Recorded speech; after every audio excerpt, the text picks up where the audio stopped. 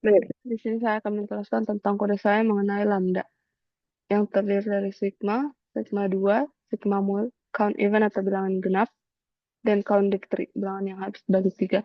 Yang pertama sigma, sigma biasa, integer akan menghasilkan integer, sigma A, BF.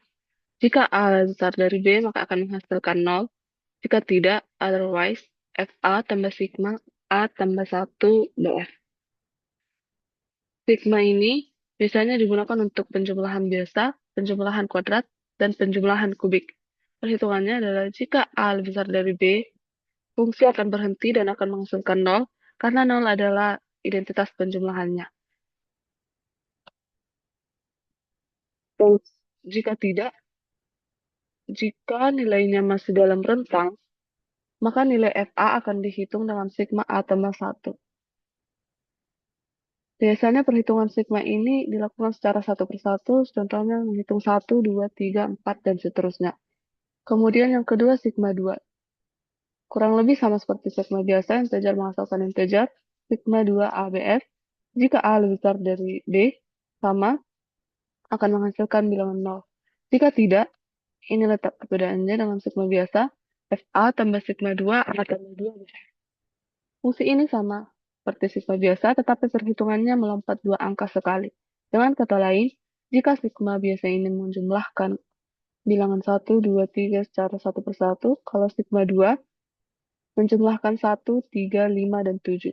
Biasanya fungsi seperti ini digunakan untuk menjumlahkan bilangan ganjil yang memiliki interval. Kemudian yang ketiga sigma mul. Integer akan menghasilkan integer, sigma mul A, BF. Jika A lebih besar dari B, maka akan menghasilkan 1. Namun jika tidak, otherwise, FA, sigma mul A tambah 1 BF. Fungsi ini digunakan untuk perkalian berurutan dari A sampai B. Dan basis rekursinya adalah 1, karena 1 adalah identitas perkaliannya. Atau dengan kata lain, kalau dikali akan tetap sama. Kemudian yang keempat, count even atau bilangan genap. Integer akan menghasilkan integer, count even A sampai B. A sama dengan 0. Jika A lebih besar dari B, maka akan menghasilkan 0. Even A atau bilangan, jika A bilangan genap, akan menghasilkan 1. Otherwise, count even A tambah 1 B. Count even ini untuk menghitung berapa banyak bilangan genap antara A dan B. Cara kerjanya, jika A lebih besar dari B, fungsinya akan berhenti dan menghasilkan 0. Jika A adalah bilangan genap, maka fungsinya akan menambahkan 1.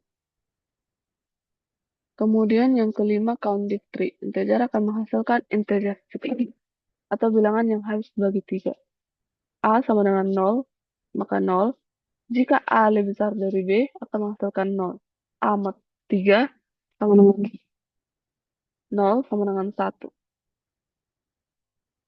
Prosesnya mirip dengan count even atau bilangan genap, tapi syaratnya berbeda.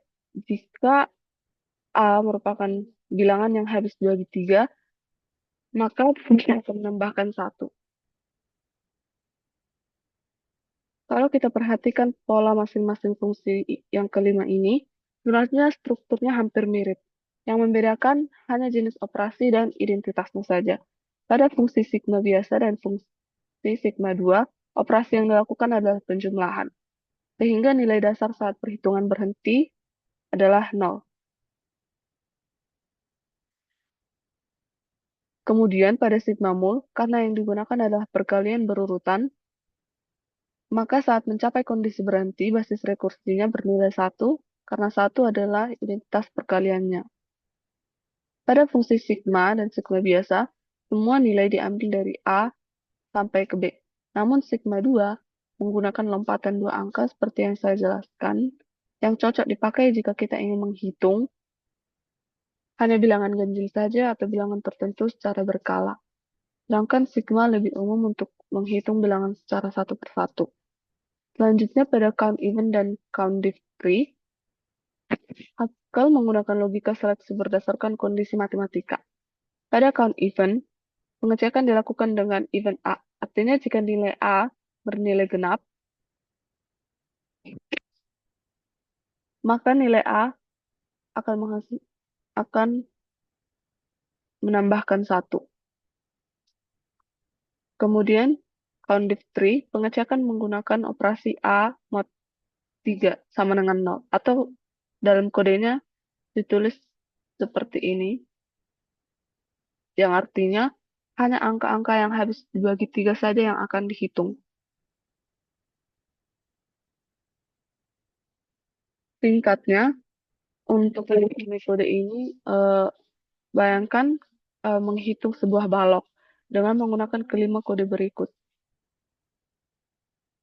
Kalau kita menghitung balok dengan sigma, maka balok akan dihitung secara satu persatu. Namun jika menggunakan sigma 2, maka balok akan dihitung dengan melompat 2 angka sekali. Kalau dengan sigma mul, menghitung balok dengan sigma mul, maka balok akan dikalikan seluruhnya. Sedangkan menghitung balok dengan fungsi count even dan count div tree, maka hanya balok yang memenuhi syarat saja yang akan dihitung. Sekian dari penjelasan video kode saya. Terima kasih.